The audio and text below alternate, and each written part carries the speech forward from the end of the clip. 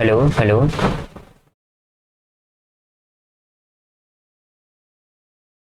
Hello hello.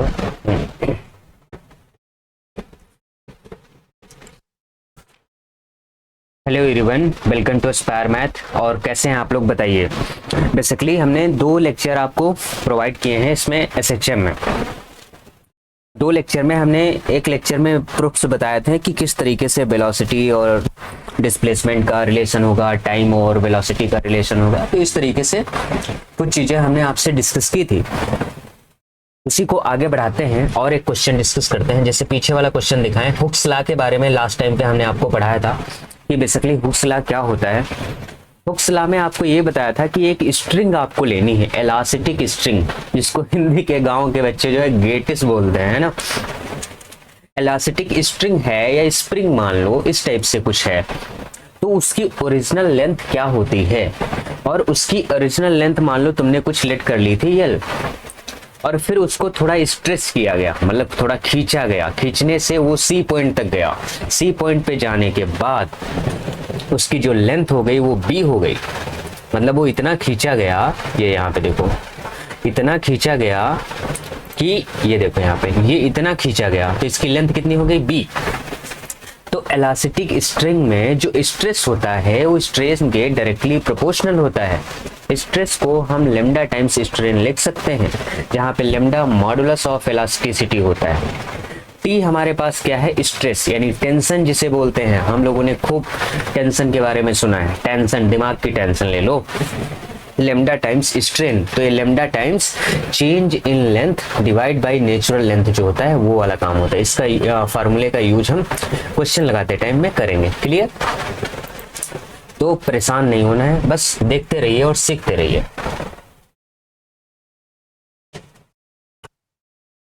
देखिए अब हमारे पास एक क्वेश्चन आया है। इस क्वेश्चन में ये कहा जा रहा है कि एक पार्टिकल है जो कि एसएचएम में परफॉर्म कर रहा है। एसएचएम में है तो स्ट्रेट लाइन के टाइप से वो परफॉर्म कर रहा होगा कुछ। ये पार्टिकल है ना, परफॉर्मिंग एसएचएम। उसका टाइम पीरियड हमको अबाउट ओरिजिन दिया है। It passes through a point P जहां पे OP is equal to B है, वेलोसिटी वी है, डायरेक्शन ओपी है। हमको प्रूफ करना है जो टाइम होगा इक्लिप्स, मतलब वापस आने में, जिस पॉइंट से वो गया था उस पॉइंट पे वापस आने में उसका जो टाइम है T upon pi tan inverse we T upon 2 pi B लगने वाला है। जिससे मैं थोड़ा सा बताता हूँ इसके सोल्यूशन को, है ना। जैसे ये पॉइंट ये है हमारे पास, यहाँ पे कोई पॉइंट पी है, यहाँ पे ओ पॉइंट है, इसकी डिस्टेंस कितनी है बी, और ये एम्पलीट्यूड हमारा कितना गिवन है, बी, ए गिवन है। जो बी है यहाँ पे डिस्प्लेसमेंट एक्स होता था, लेकिन अब की बार ओपी उसने बी दे के रखा है। हमको पता है ये सेंटर ऑफ फोर्स होता है जो कि फिक्स्ड होता है। पी हमारे पास कोई भी पॉइंट है, एनी पॉइंट, है ना। और ये बता रहा है सस्टेट ओपी इज इक्वल टू हमारे पास बी गिवन है। थोड़ा सा ध्यान से समझिएगा, मैं लिख भी देता हूं। देखिए a particle is in direction of OP. OP की डायरेक्शन में जब पार्टिकल होगा, वेयर एट पी, मान लो ओपी की डायरेक्शन में पार्टिकल होगा और पी पॉइंट पे पार्टिकल हो, और वेलोसिटी क्या है हमको देखो देके रखा है, कैपिटल वी। कहाँ पे देके रखा है, ये वाली, है ना। वेलोसिटी हमको क्या गिवन है, वेलोसिटी जो है वो कैपिटल वी देके रखा है। एंड ओ ए जो है एम्पलीट्यूड हमको ए दे के रखा है। यहाँ पे ए क्या है, एम्पलीट्यूड। मैं थोड़ा फिर से लिख इस ले रहा हूँ, थोड़ा सा आपको रिकॉल हो जाए चीजें। अब हमारा टास्क क्या है, टाइम पीरियड निकालना। टास्क भी लिख देता हूं ताकि आपको आसानी रहेगी। We have to find time period, we have to find time period, we have to find time period, we have to find time period where particle goes to, where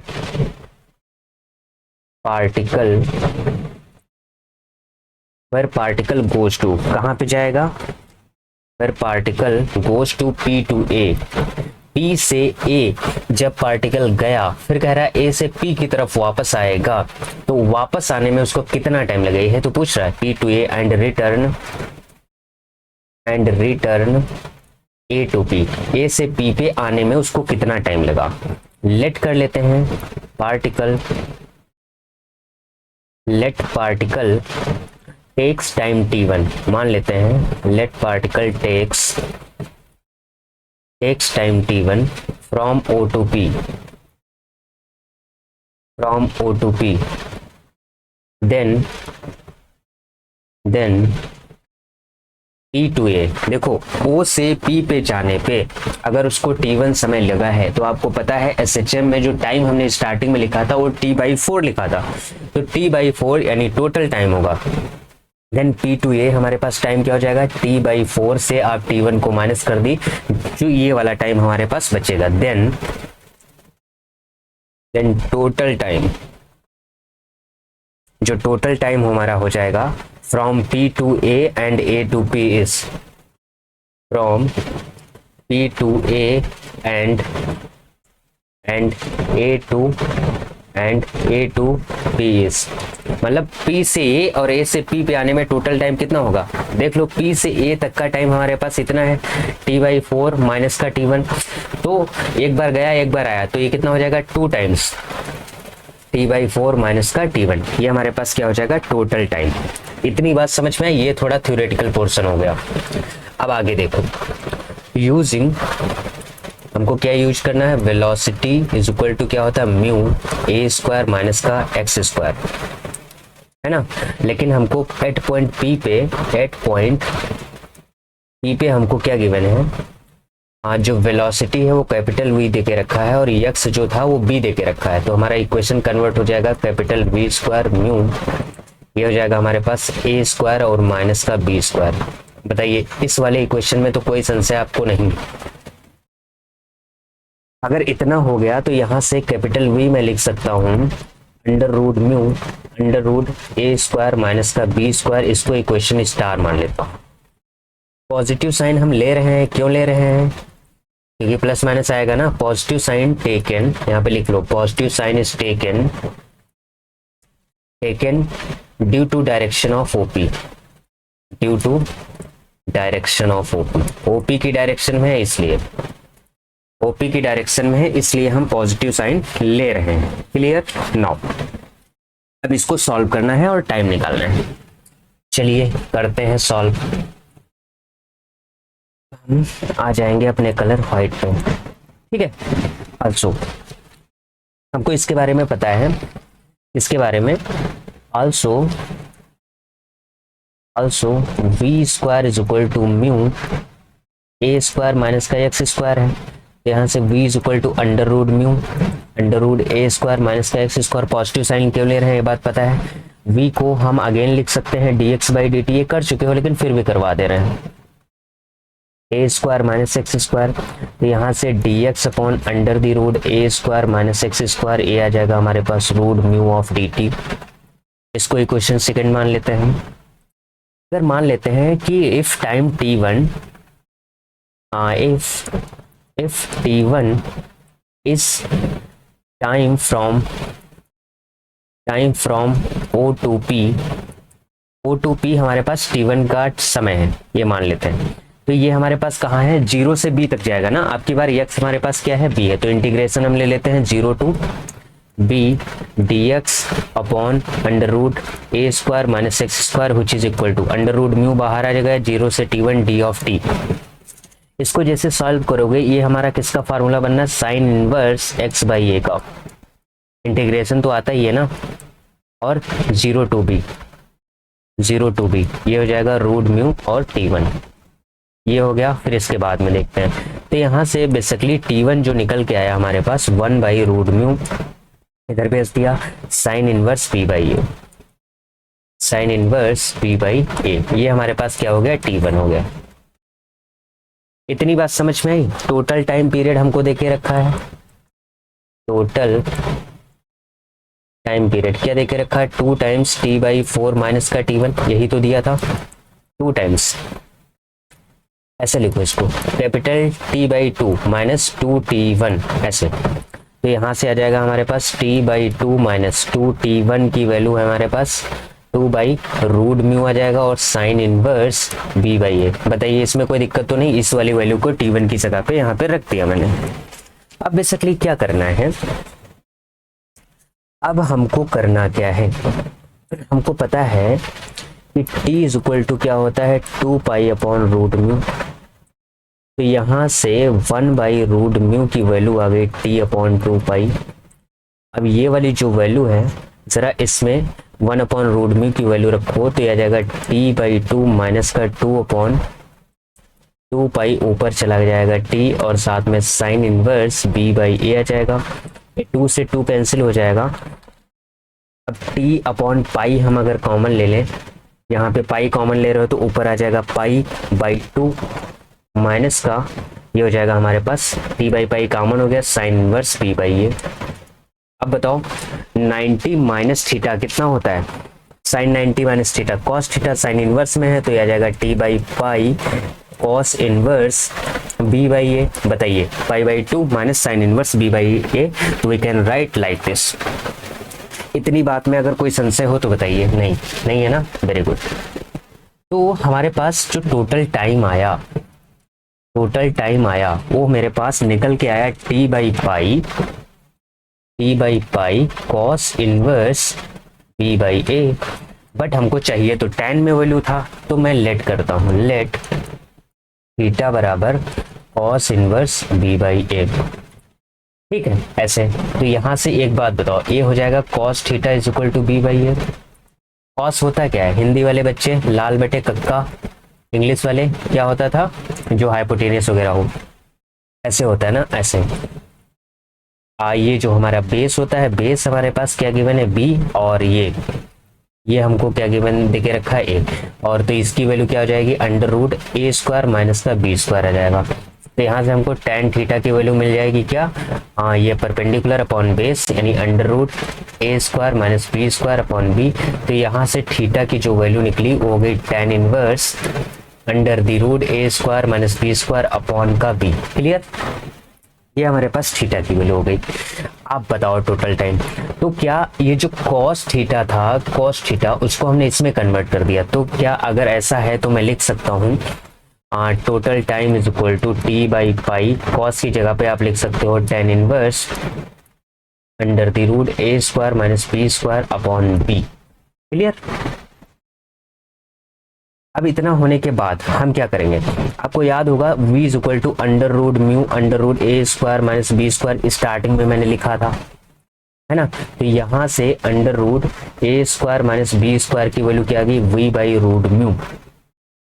ठीक है, और तो यहाँ पे हमारे पास क्या आ जाएगा t/पाई tan इनवर्स, इसकी वैल्यू हो गई v/√μ, और साथ में आ जाएगा हमारे पास b, साथ में हमारे पास क्या आ जाएगा ये b।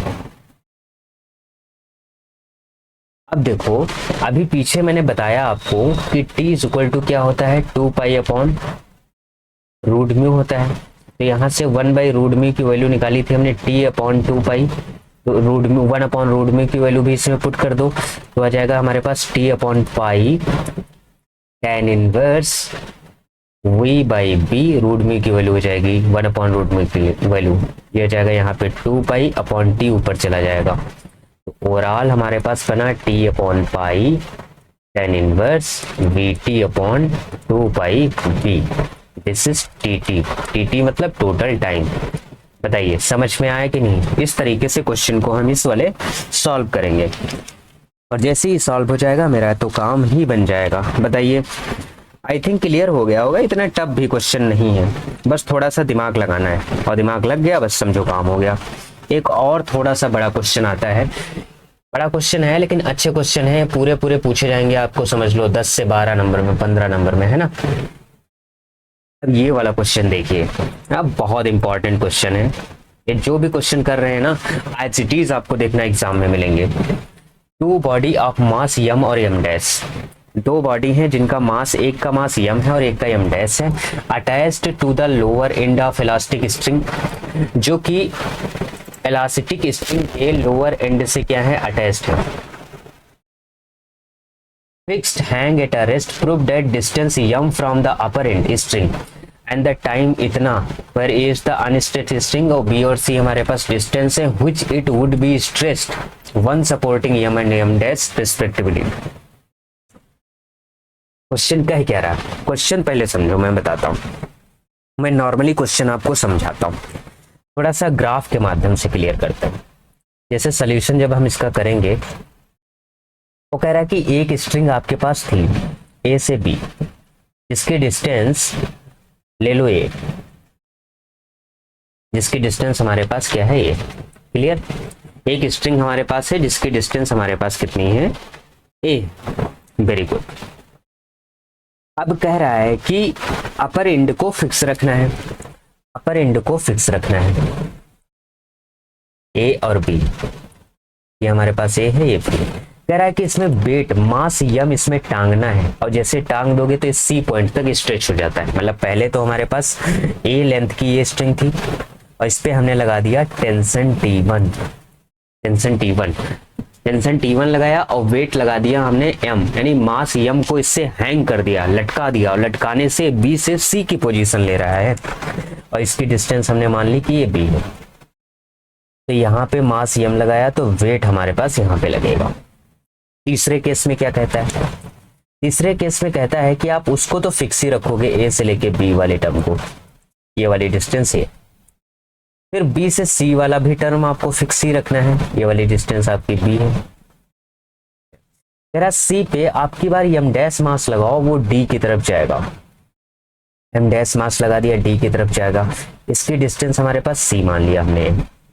लेकिन ये कह रहा है कि यहां तक जाएगा तो जरूर, लेकिन कभी कभी ऐसा होता है ना, जैसे स्ट्रिंग तुमने खींचा, और स्ट्रिंग खींचने के बाद वो फिर से ऊपर की तरफ भागती है, और जब ऊपर की तरफ भागी, मैंने मान लिया भाग के वो यहाँ पे आके रुकी, ये हो गया पॉइंट P, और इस वाली डिस्टेंस को हमने कुछ यक सेलेक्ट कर लिया।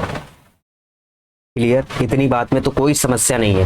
ये तीनों ग्राफ समझ में आए। ये पहला ग्राफ अपनी पोजीशन में था, दूसरा जब m मास हमने लगाया, तीसरा जब m डैश मास हमने लगाया, तब इस वाली पोजीशन पे बेचारा पहुंच जाता है। पहुंचने के बाद अब देखो, थोड़ा सा मैं लिख देता हूं। जो ए बी है ये ओरिजिनल स्ट्रिंग है, ये हमारे पास क्या है, string whose natural length, whose natural length is a. ये स्ट्रिंग है जिसकी नेचुरल लेंथ क्या है, ए है।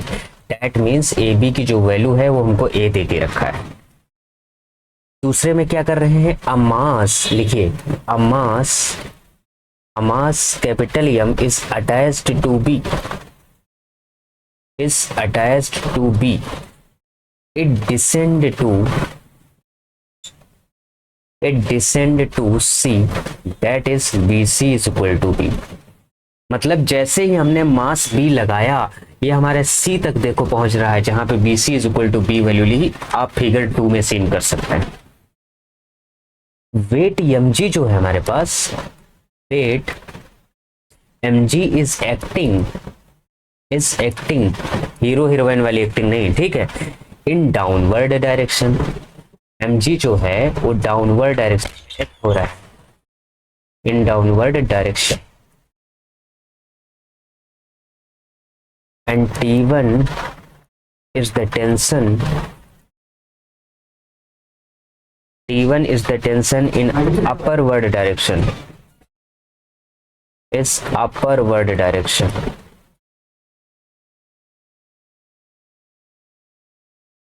T1 is the tension in upward direction. In equilibrium,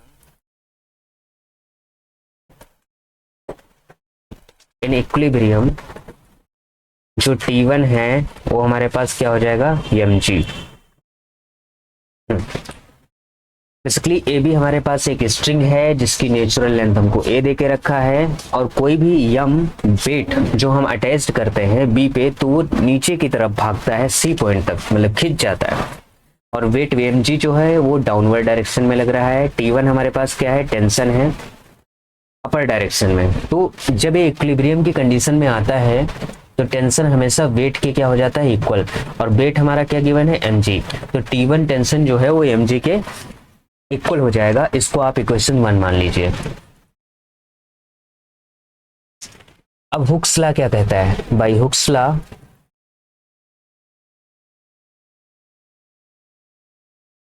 कहता है जो स्ट्रेस होता है वो डायरेक्टली प्रोपोर्शनल होता है स्ट्रेन का।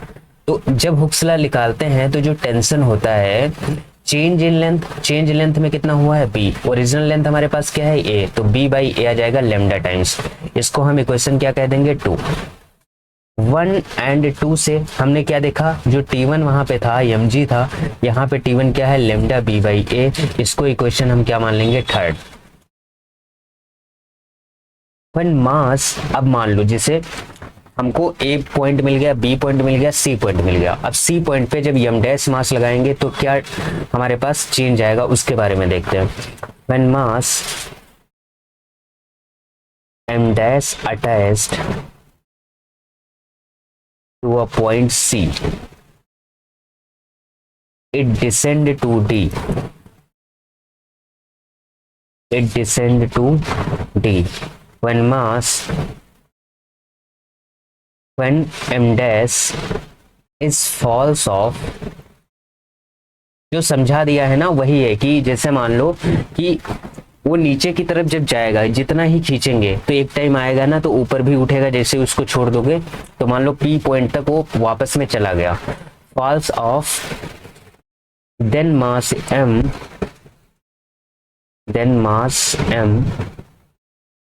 dash will try to come back,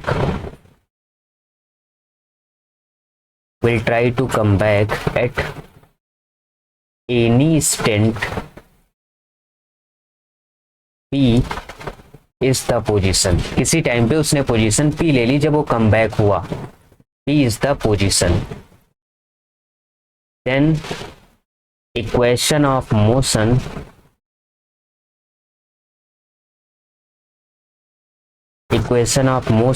at point P is, P point पे इक्वेशन ऑफ मोशन क्या होगी, मास इंटू एक्सीलरेशन, फोर्स जो होता है mass into acceleration which is equal to wait minus tension, उस पर क्या लग रहा है T2। ये वाली इक्वेशन आपको थोड़ा सा ध्यान रखना पड़ेगा, है ना, कि जो हम इक्वेशन लिखते हैं equation of motion point P पे, जब इस तरीके से कंडीशन होती है कि एक वेट लगाया गया दूसरा वेट लगाया गया, तो उस वाले केस में ये वाली इक्वेशन ऑफ मोशन काम करेगी, ठीक है। अब देखिए, अब इसमें क्या होगा, बाई हुक्स लॉ फिर से लगाते हैं T2 के लिए, तो बाई हुक्स लॉ जब T2 टेंशन पे लगाएंगे तो हमारे पास लेंथ में चेंज कितना हुआ, जैसे अब ग्राफ में चेक करिए, यहां पे था ग्राफ, देखो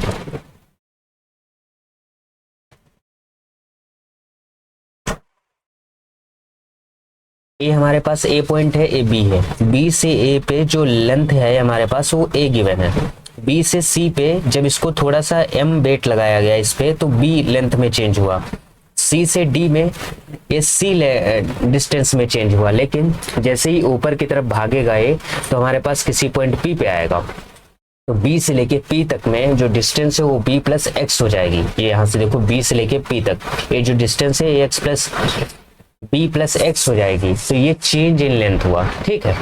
तो अब लिख लीजिए, तो T2 जो होगा चेंज इन लेंथ हम जब करेंगे तो हमारे पास क्या आएगा, change in length b plus x, original length हमारे पास क्या थी a, लेमडा टाइम्स a हो जाएगी। अब देखिए हमारे पास जो इक्वेशन ऑफ मोशन है वो क्या है, m d2 x by D T square which is equal to mg minus T2 की वैल्यू ये वाली रख दो, ये हो जाएगी lambda b by A minus lambda x by A. Lambda mg की वैल्यू इक्वेशन 1 से देखो, यहाँ पे इक्वेशन 3 से लेमडा b बाई ए है तो यहाँ पे रख दो lambda b by A minus lambda b by A minus lambda x by A, ये कैंसिल हो गया, तो basically lambda x by A हमारे पास आ गया m d2 x by D T square. बताइए, इसमें तो कोई दिक्कत नहीं है, ये हमारे पास माइनस का टर्म है, ठीक है, माइनस का लेमडा x बाई ए हमारे पास आ जाएगा। अब ध्यान दो, जैसे यहाँ से अगर हम लेमडा की वैल्यू निकालें, लेमडा की वैल्यू हमारे पास क्या आएगी a M G by b, तो यहाँ पे रख दो माइनस का a M G by b, ये एक्स हो गया, ए एम से एम कैंसिल हो जाएगा, क्या जाएगा d two x by D T square is equal to minus का ए एक्स बाई हमारे पास क्या आ जाएगा बी आ जाएगा, ए एक्स बाई हमारे पास क्या आ जाएगा बी। नहीं, ये ध्यान दो, ये हमारे पास M G is equal to lambda B by A है, तो यहाँ पे M D two x by D T square minus lambda X by A, यहाँ से लेमडा की वैल्यू निकालोगे A M G by B, यहाँ पे रखोगे लेमडा की value A M G by B, A M G by B और साथ में ए था, ए से ए कैंसिल हो गया तो माइनस का जी बाई बी एक्स हो गया। तो ये हमारे पास देखो एस एच एम जैसा कुछ बन गया, ये हमारे पास G B by X which is in S H M, A S H M में है, तो D two x by D T square हमारे पास माइनस का म्यू एक्स होता है। इन दोनों से कंपेयर करोगे तो म्यू की वैल्यू हमारे पास क्या आ जाएगी, जी बाई बी, इसको आपको रखना है याद कि म्यू हमारे पास क्या आ गया, जी बाई बी। अब देखो, अब हमको डिस्टेंस फाइंड करनी है। डिस्टेंस कितनी फाइंड करनी है, now we have to find distance from a to p, now we have to find distance from, distance लिखा हुआ है, distance from a to p which is a p is equal to a plus b plus x, है ना, कि a plus b plus x, मतलब जब नीचे से ऊपर की तरफ जाएगी तो x किसी कोई पॉइंट पे रुकेगी तो वहां पे वैल्यूज इसकी क्या आ जाएगी, x आ जाएगी। तो अब इस वाली डिस्टेंस को अगर हम निकाल दें तो समझ लीजिए हमारा काम हो गया, बस इतना ही हमको प्रूव करना था। तो इस डिस्टेंस को निकालने के लिए क्या करेंगे, हमारे पास जो वाला टर्म है जैसे D two x by D T square equal to minus का म्यू ऑफ एक्स, इसको सॉल्व करोगे v D V D X हो जाएगा which is equal to minus का म्यू ऑफ एक्स। इसको थोड़ा और सॉल्व करोगे, यह आ जाएगा हमारे पास v D V is equal to minus का mu of X D X, integrate करना है तो v square is equal to आ जाएगा माइनस का म्यू एक्स स्क्वायर प्लस का c1 बाई 2 होगा तो कैंसिल हो जाएगा। एट पॉइंट p ये सब कर चुके हो लेकिन फिर भी करवा देना, p पॉइंट पे x is equal to c given है, v is equal to 0 given है, तो ये हो जाएगा 0 माइनस का mu C square plus c1, तो c1 इज इक्वल टू हमारे पास क्या आ जाएगा, म्यू सी स्क्वायर। अब जैसे ही c1 की वैल्यू आपकी निकल जाएगी तो हम क्या करेंगे, फिर से इसी में रख देंगे, तो ये आ जाएगा हमारे पास v square is equal to mu, c1 की वैल्यू जो है आप यहाँ पे रखोगे तो म्यू कॉमन मिल जाएगा, तो c स्क्वायर माइनस का आ जाएगा हमारे पास x स्क्वायर, ऐसा टर्म आ जाएगा मेरे पास। तो यहाँ से स्मॉल b की वैल्यू आ जाएगी हमारे पास plus minus under root mu, यह आ जाएगा under root c square minus का x स्क्वायर। v हमारे पास dx बाई dt होता है, ये हो जाएगा plus minus under root mu under root c square minus का x स्क्वायर। अगेन हम इसको सॉल्व करेंगे तो ये हमारे पास dx माइनस इधर कंसीडर कर लेंगे, divide by under root c square minus का x square which is equal to dt और अंडर रूट म्यू आ जाएगा साथ, इसको इंटीग्रेट कर दीजिए, तो ये आ जाएगा हमारे पास cos inverse x by c which is equal to root mu t plus c2। At point p पे जब हम बात करेंगे तो x is equal to c, time हमारा रेस्ट में है तो 0 गिवन है, तो यहाँ से हमारे पास क्या निकल के आएगा, cos inverse c by c which is equal to 0 plus c2, और ये तो यहाँ से c बाई c यानी cos 0 पे वैल्यू 1 देता है तो हमारे पास c2 की वैल्यू हो जाएगी 0, c2 के 0 होने से ये आ जाएगा हमारे पास cos inverse x by c की वैल्यू हमारे पास कितनी आ जाएगी, रूट म्यू टी। इसको जब सॉल्व करेंगे आप तो x by c is equal to हमारे पास आ जाएगा cos रूट म्यू टी। तो x की वैल्यू निकालना थोड़ा यहाँ से आसान हो गया, हमारे पास x की वैल्यू आ गई c cos रूट म्यू की वैल्यू हमारे पास पीछे निकाला था g by B under the root T, ये आ गया, तो x is equal to c cos under root g by B T आ गया। ठीक है, लेकिन हमको तो चाहिए था डिस्टेंस, डिस्टेंस क्या थी, a plus b plus x, तो ए पी डिस्टेंस हमारे पास थी, a तो a ही रहेगा, b तो b ही रहेगा, x की वैल्यू आ गई c साथ में cos under root g by B और t, this is our final answer. समझ में आया क्वेश्चन? नहीं, थोड़ा सा लेंदी क्वेश्चन है बट इसको आप कर लेंगे तो 15 नंबर कहीं जाने वाले नहीं है, ये आप समझ लीजिए। अगर नहीं करेंगे तो आपकी चॉइस है और आपकी मर्जी है, इसमें मैं कुछ ही नहीं कर सकता, है ना। तो ये बात समझ में आ गई हो तो नेक्स्ट क्वेश्चन डिस्कस करते हैं इससे रिलेटेड जो भी है, और फिर जो है इस वाले लेक्चर को हम एंड करते हैं। नेक्स्ट क्वेश्चन क्या है देखते हैं कि ए पार्टिकल इज प्रोजेक्टेड। एक पार्टिकल क्या है हमारे पास प्रोजेक्ट हो रहा है। अगर ना समझ में आए तो फोन करके पूछ सकते हैं आप लोग, ठीक है। पार्टिकल इज प्रोजेक्टेड, अरे यार बहुत गंदी लाइन खींच गई है, towards the centre of repulsion. Basically एक पार्टिकल प्रोजेक्ट हो रहा है towards the centre of repulsion, the varies of the distance from the centre, from a distance from it the velocity इतनी है, prove that the particle will approach the centre but never reach it. ये कह रहा है कि particle centre को approach तो करेगा लेकिन वहां पे पहुंच नहीं पाएगा, ये वाली बात हमको सोचनी। इसका मतलब अप्रोच करने का मतलब है कि जैसे अप्रोच करने का मतलब समझ लो, जैसे 1/x होता है, x जैसे 0 की तरफ जाएगा ना तो ये इन्फिनिटी की तरफ भागेगा, है ना। मतलब ये समझ लो कि अगर x की इन्फिनिटी हम वैल्यू ले लेंगे तो ये 0 की तरफ जाएगा, तो मतलब ये 0 की तरफ जाएगा तो, लेकिन एग्जैक्टली ये 0 हो नहीं सकता। तो इसमें ये कह रहा है कि एक पार्टिकल जो है वो प्रोजेक्ट हो रहा है टुवर्ड्स द सेंटर, सेंटर के टुवर्ड्स से एक पार्टिकल हमारा क्या हो रहा है, अप्रोच हो रहा है। A particle is projected towards the centre of repulsion, centre of repulsion से अप्रोच हो रहा है।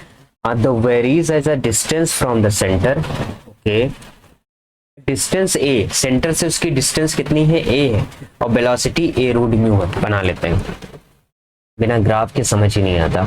जैसे हमारे पास यहाँ वेलोसिटी देके रखा है a रूट म्यू और डिस्टेंस देके रखा है यानी एम्पलीट्यूड, सेंटर से डिस्टेंस उसकी a, और यहाँ पे मान लो कोई पॉइंट P है तो यहाँ से इसका डिस्प्लेसमेंट वाला डिस्टेंस x मान लेते हैं। हमको प्रूफ ये करना है कि जो पार्टिकल है will approach the centre but never reach it, मतलब सेंटर की तरफ वो जाने का प्रयास तो करेगा लेकिन सेंटर पे वो पहुंच नहीं पाएगा, हमें ये वाली बात दिखानी है। तो अब की बार डिस्टेंस के प्रोपोर्शनल है, देखो टुवर्ड्स द, यहाँ पे लिखा है particle is projected towards the centre, ऐसा होता है तो x हमारे पास प्लस रहता है, यानी जो म्यू आता है वो प्लस में आता है, d2x/dt x के प्रोपोर्शनल होगा तो d2x/dt² हमारे पास म्यू x आएगा टुवर्ड्स द सेंटर जब भी होगा। इसको हम लिख सकते हैं v dv/dx, इस चीज से तो आप फैमिलियर हो गए होंगे, तो आ गया म्यू x, यहाँ से आ जाएगा mu dv is equal to mu of dx, mu x dx, है ना, म्यू x dx। इसको इंटीग्रेट करेंगे आप तो ये आ जाएगा हमारे पास v square is equal to mu x square plus का c1। This is at point a, यहाँ पे लिखो एट पॉइंट a पॉइंट पे हमको वेलोसिटी देके रखा है a रूट म्यू कमा OA की जो वैल्यू है वो है a, तो हमारे पास क्या आ जाएगा a रूट म्यू का square which is equal to mu a square plus का c1, तो आ जाएगा a square mu which is equal to mu a square plus का c1, तो ये हमारे पास c1 की वैल्यू दे देगा 0। c1 का 0 होना हमको ये बताता है v square is equal to सिर्फ का म्यू x स्क्वायर आ जाएगा, यहाँ पे c1 की वैल्यू हमने 0 रख दी। अगर ऐसा आता है तो मैं इसको लिख सकता हूँ v is equal to plus minus का root mu of x, p हमारे पास क्या है dx/dt, dx/dt माइनस का रूट ऑफ म्यू x, इसको ले लेते हैं तो यहाँ से dx इज इक्वल टू आ गया माइनस का x which is equal to root mu and dt, ठीक है। अब इसको थोड़ा सा हम करेंगे सॉल्व, कैसे सॉल्व करेंगे, एट a से 0 की तरफ जा रहे हैं, a to 0, मतलब पॉइंट a से सेंटर की तरफ जब जाएंगे तो x की वैल्यू हमारे पास a है, x बराबर a to 0 लेंगे और टाइम जो है वो हमारे पास 0 to t1 मान लेते हैं। तो जब इसको हम सॉल्व करेंगे तो ये आ जाएगा हमारे पास, कहाँ गया, dx/x, ये हमारे पास आ जाएगा a से 0 और ये माइनस का ले लेते हैं रूट म्यू t, ये आ जाएगा 0 से t1, क्लियर। तो ये हमारे पास आ जाएगा log of x which is equal to minus का रूट म्यू t1 की वैल्यू कितनी है, t स्क्वायर,